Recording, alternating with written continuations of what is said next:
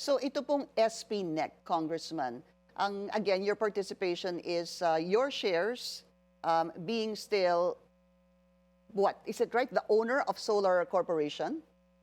Solar Philippines? Solar Philippines owns shares in SPNEC. Apo. And uh, who owns Solar Philippines? Me. Okay. So meron pa ho yun. You own Solar Philippines, and because Solar Philippines has shares in SPNEC, kaya po parte pa rin po kayo nun. Do you see any problem with that, Congressman? Before we go to the third one. Actually, I think it's the reason why pwede akong magsalita ng malaya tungkol sa DPWH dahil hindi ko kailangan mangurakot, and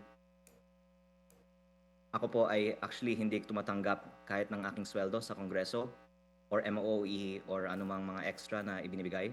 And I have fully disclosed this in my SALN, and I also refrain from any potential conflicts involving this. And I've also disclosed that I am in the process of increasingly being disinvolved from all these matters even more. But actually, very maingat po ako tungkol dito, and certainly ang aking ginagawa ay with the careful consideration on not only what is legal but also what is ethical.